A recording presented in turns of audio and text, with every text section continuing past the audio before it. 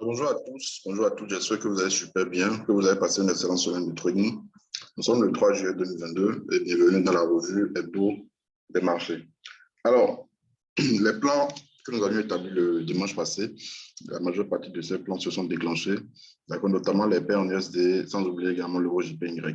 Sur le DXY, ce qu'on avait prévu, c'était effectivement un rebond après cassure de la zone de résistance majeure monthly. On a eu effectivement le rebond ici. Donc, je crois que c'était la bougie du lundi. Ça, voilà. Donc, on a effectivement eu le rebond. Là, maintenant, pour qu'on assiste à l'accélération haussière, c'est-à-dire pour qu'on ait réellement des perspectives à la hausse sur le dollar, il faudrait qu'on passe, d'accord, désormais au-dessus de ce sommet le plus haut que ça a formé cette année. C'était le 15 juin passé, voilà, c'était il y a 15 jours. Donc, il faudrait qu'on passe maintenant au-dessus de ce niveau. Et là, on pourrait vraiment avoir des perspectives à la hausse. Maintenant, le problème aussi, c'est que, voilà, est-ce qu'il faudrait chercher à jouer sur le rebond? Parce que, voilà, nous avons comment on appelle ça? Je crois que nous aurons la Fed très prochainement et il est fort probable qu'ils augmentent encore le taux d'intérêt. Donc, ça risque encore de faire monter le dollar. Mais toujours est-il que nous allons nous en tenir à l'analyse technique. Et si nous avons sur l'euro-dollar, d'abord, l'euro-dollar, donc les plans se sont bien déroulés. Je vais aller sur le graphique H4. Euro USD, un instant, je vais voir.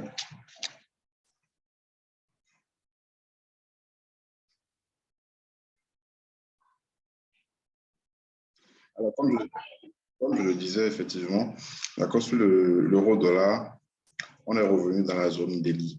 Le plan, c'était de vendre après casu. Pour ceux qui n'avaient pas pris, hein, parce que voilà, c'était depuis ici, il fallait prendre la position, c'était un 61%, d'accord, de FIBO. Et on disait, pour ceux qui n'allaient pas prendre le 61,8 d'attente casu, je peux aussi, parce que bon, ça formait un triangle ascendant, d'accord, un triangle ascendant.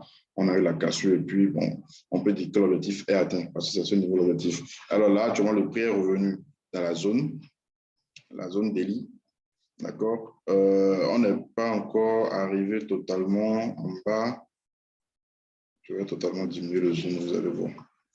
Mais quand même, il ne faut pas oublier que c'est un biseau descendant. Un biseau descendant. Donc, ça peut casser par le haut. Puis, un biseau descendant annonce un retournement à la hausse. Et là, nous sommes également dans une zone de support. Alors, pour la semaine prochaine, qu'est-ce qu'on peut espérer? Pour ma part, si on doit prendre une position à l'achat, je crois que le mieux serait d'attendre un retour du prix à la baisse. Parce que voilà, même le dollar, sur le DXY, on a vu que le plus haut n'a pas encore été atteint. Et on a dit, voilà, il faudrait qu'on casse ce plus haut-là avant de chercher à acheter le dollar. Au cas où on n'aurait pas cette cassure, d'accord, nous allons jouer sur le rebond. C'est pareil ici, nous allons chercher à jouer sur le rebond en bas ici. Là, je vais en délit, vous allez mieux voir. Voilà, donc c'est ça. C'est la zone ici. On a déjà eu un premier rebond repoussé par cette résistance baissière, un deuxième rebond repoussé. Donc là, est-ce qu'on aura un retour du prix en bas ici avant de prendre position à l'achat? Donc, c'est ce que j'espère pour la semaine prochaine. Là, déjà, ça laisse des bougies de retournement. Donc, il faudrait vraiment faire attention. Mais ce qu'on va quand même faire, nous allons patienter et attendre le prix totalement en bas pour chercher à prendre une position à l'achat sur rebond. Maintenant, si cassure là, nous allons attendre un pullback pour prendre une vente. Voilà. Donc, le plan de la semaine, c'était parfaitement bien déroulé. Le GBP USD présent. Le GBP USD a cassé le range identifié. On a d'abord pris une vente ici. Je crois que ça a même été envoyé dans le canal Telegram. On a pris une vente ici, puis on a pris un rebond, c'est-à-dire un pullback. Cassure pullback, on a pris la deuxième vente ici. D'accord? Et la position est toujours, les positions sont toujours en cours. Alors, le truc aussi, c'est que ici, nous avons également un biseau descendant. Ce creux que nous avons ici va former un support. Alors, le prix peut s'arrêter ici et repartir, comme ça peut venir chercher la bonne inférieure du biseau, en fait. Voilà. Donc, ça peut toutefois venir chercher la bonne inférieure du biseau avant de repartir. Donc, pour le moment, je crois qu'il est possible d'aller en unité de temps inférieure, notamment en M15. En M15, pour chercher une petite vente. Je vais voir même avec la petite tendance baissière que nous avons ici. Voilà. D'accord, pour ceux qui veulent faire du coup thème, il est possible parce que là, ça nous donne un 61,8. Ça nous donne un 61,8 ici. Voilà. D'accord, donc il est possible. Le risque n'est pas assez élevé en ce moment. Le risque n'est pas assez élevé. Avec une vente à moins, ça casse la petite résistance baissière M15 ici. Donc, ça va permettre à ceux qui n'avaient pas pris depuis le pullback ici de prendre la vente parce que bon, ça coïncide aussi avec cette cassure que nous avons ici. D'accord, ce petit niveau. Donc, une forme de pullback en fait. Ça va permettre à ceux qui n'avaient pas pris la vente ici de prendre cette vente-là. Premier objectif, ce niveau, et deuxième objectif, le plus bas que nous avons sur le GBUSD. Maintenant, après, il faudra aller en H4 pour aller vous chercher la bonne inférieure du biseau, comme on l'a dit. Voilà. Donc, plan intéressant également. Alors, l'euro JPY était également un plan favori le dimanche passé. Alors, le truc ici, c'est qu'on devait prendre une vente ici, mais c'était où même? C'était quelque part ici, je crois. Voilà, ça a chuté, mais après, le prix est reparti parce qu'on avait placé également un sell limite en haut ici. Donc, après la vente sur les 61,8 ici, on a laissé la position courir. Je crois que ça a été envoyé également dans le canal. On a laissé la position courir et puis voilà, on a pris une deuxième vente en haut ici pour le retour du prix. Donc là, actuellement, le double top qu'on prévoyait, en fait, on peut quand même dire que c'est toujours possible. D'accord, là, je suis en daily, c'est toujours possible. Maintenant, il faudrait que le prix revienne dans la zone ici pour qu'on ait la confirmation, d'accord, de la formation de cette figure-là. Donc, pour le moment, je vais en acheter pour voir ce que ça donne. Je crois que ça nous aurait donné une très bonne configuration en M15. D'accord, vous voyez, Fibo, Fibo, et même là également, nous avons un très bon Fibo. En M15, ça avait même fait un, comment on appelle ça? Un double top. Bon, pas en M15, mais en H1, parce que le double top en M15, c'était ici. D'accord, c'était ici. En H1, ça avait formé un double top avec cette de son et tout. Cassure pour baquer là, ça a chuté. Donc, je crois qu'il est toujours possible de prendre cette vente-là. D'accord, parce que l'objectif au finish, c'est cette zone. Bon, c'est une zone FIBO H4, mais c'est l'objectif quand même. C'est cette zone-là qui représente également la zone de la ligne de cours du double top formé en H4. Donc, possibilité de rentrer à la vente sur l'euro JPY, déjà qu'on est sur un niveau FIBO et que nous avons une résistance baissière, d'accord, comme dernier espoir. Voilà, donc en prenant la vente ici, au cas où le prix, comment on appelle ça, on aura une cassure de la résistance baissière ici, là on pourra sortir, puis ce voilà, c'est une position au thème sur l'euro JPY. Le gold à présent. Alors le gold, on a également eu un très bon plan sur le gold, d'accord, cassure de niveau dont on avait parlé la dernière fois, ce petit support aussi, on a eu la cassure, on a eu une accélération. Bon, là, nous sommes en train d'avoir, si on peut le dire, un pullback en fait. Un pullback. Maintenant, il faudrait aussi faire attention parce que là où le prix s'est retourné, c'est sur un support, ce petit creux que nous avons ici, ça qui a repoussé le prix en fait. D'accord, donc il faudrait faire attention à la formation du pullback ici. Voilà. Donc, il faudrait vraiment faire attention. En prenant la vente sur bon, c'est-à-dire sur pullback ici, l'objectif, bien sûr, c'est ici. En fait, le truc, c'est qu'il faudrait qu'on passe sous ce niveau avant vraiment d'espérer une baisse pour aller chercher le support aussi daily. Alors, ici aussi, je vais voir. Voilà. Donc, c'est ça qui forme la zone.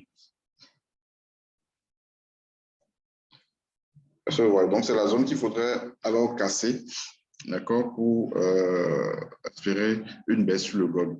Sinon, comme je l'ai dit, pour ceux qui n'avaient pas pris la vente ici, possibilité de prendre un rebond, un pullback ici, en M15, pour revenir en bas ici. Au cas où on aurait la cassure de cette petite droite, alors je vais prolonger la résistance baissière qu'on avait tracée la dernière fois.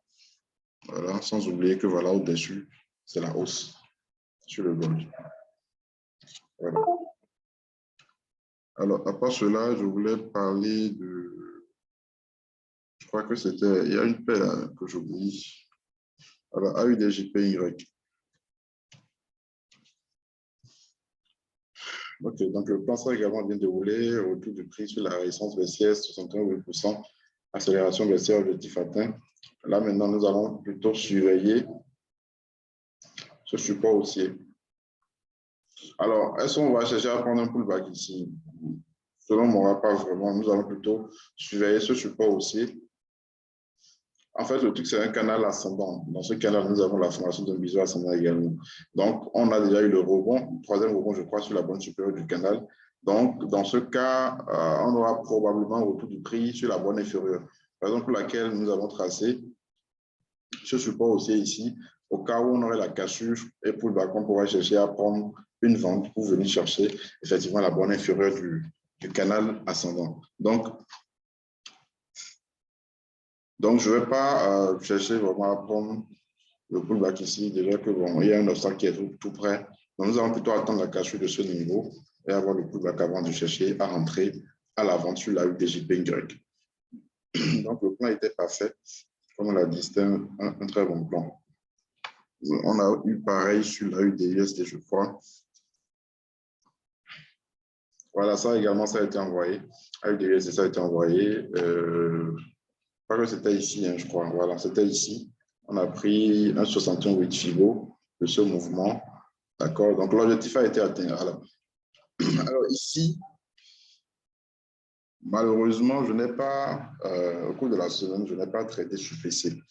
Malheureusement. Donc, ce sont les inconvénients aussi, ça, en fait. Parce que si vous vous rappelez bien, on avait dit on allait chercher une vente pour venir sur le niveau qu'on surveille le plus, en fait, c'est-à-dire la bande inférieure, dans ce niveau.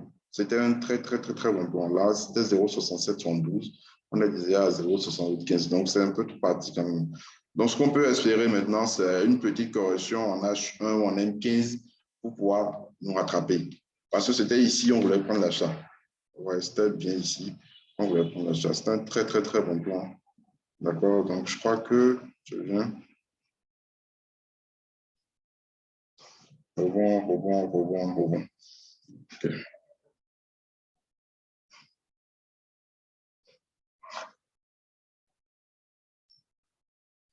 On a même déjà eu une deuxième tentative ici, vous voyez, une deuxième chance ici. C'est parti. Donc, au cas où le prix fera une correction, là, ce sera très bénéfique pour nous. Là, on pourra profiter et rentrer dedans. D'accord, au lieu d'attendre qu'elle soit jusqu'en haut ici, ce sera un peu trop. Sinon, là, c'est un peu trop parti en fait. Mais bon, pas aussi trop, hein, parce que ça dépend aussi de votre marge et tout. Donc, 0, disons, 45 pips, ce n'est pas encore trop comme ça. Donc, il est toujours possible. Mais je préfère toujours attendre d'être plus proche du niveau. Je veux prendre au carrément sur le niveau pour prendre position, en fait. Là, si on avait pris position ici, on aurait déjà fait break-even. Donc, au pire des cas, on va sortir à 0, en fait.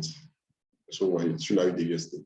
Donc, ce n'est pas encore trop parti. Donc, nous allons plutôt espérer un retour du prix sur 50-61 M15 pour chercher à prendre un achat sur la UDUSD. D'accord? Bien sûr, que ça peut casser également par le bas. Et là, voilà, ça peut casser par le bas. Et là, on ira probablement chercher les 68 Fibo daily. Parce que cette zone-là, c'est une zone Fibo daily. Oui, c'est une zone Fibo daily. Voilà. Donc, un magnifique plan à surveiller. NZD, USD, je crois qu'on avait aussi analysé ça.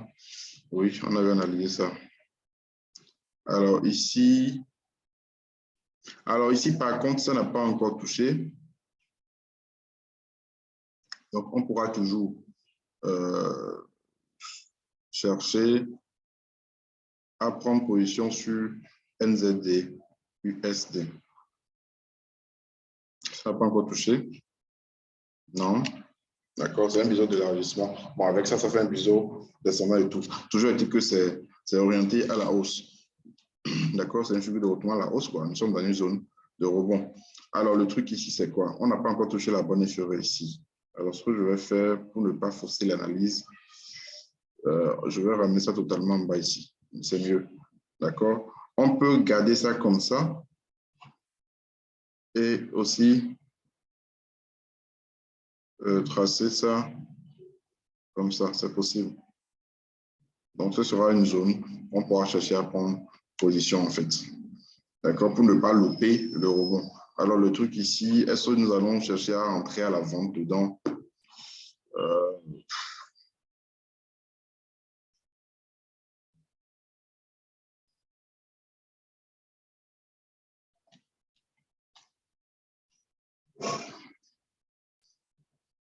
OK. Bon, une vente depuis ici aurait été bien, mais là, entrer ici, un stop en haut, c'est pas mal aussi. Alors, ce qu'on va faire plutôt, nous allons plutôt attendre. D'accord? Maintenant, si vous voulez faire du coup un petit scalp, c'est possible de prendre avant. Mais ce que nous allons faire, je crois que cette semaine, je ne vais pas louper ça. Nous allons attendre le prix en bas ici pour prendre un achat sur NZDVSD. Parce qu'on a loupé déjà la UDVSD en fait. D'accord? Donc voilà. Donc, je crois que c'est un peu tout. Ce n'est pas le Nasdaq. On avait analysé ça la semaine passée. Donc, ça a fait le rebond. Ça n'a pas pu casser le biseau descendant dont on avait parlé le dimanche passé. Ça n'a pas cassé. Alors, ça a fait le rebond et puis bon, c'est en train de redescendre. Toujours est-il qu'il n'y a plus beaucoup d'espace. D'accord? À un moment donné, ça va sortir. Et généralement, ce n'est pas le rebond. Quand vous avez un biseau descendant, ce n'est pas le rebond. Très souvent. Bon, nous allons voir comment ça va faire. Ça va réagir en bas ici et donner un nouveau point d'entrée à l'achat. Voilà. Donc, c'est un peu ça. Je crois que c'est un peu tout pour cette semaine et pour la semaine prochaine du moins. Les plans que nous allons réellement suivre, il y a le gold, il y a NZDUSD, d'accord, qui est un très bon plan. EuroJPY aussi, qui n'est pas mal. L'AUDJPY, d'accord. Nous allons voir comment ça va réagir sur le support haussier H4. On va vous passer une excellente semaine de trading.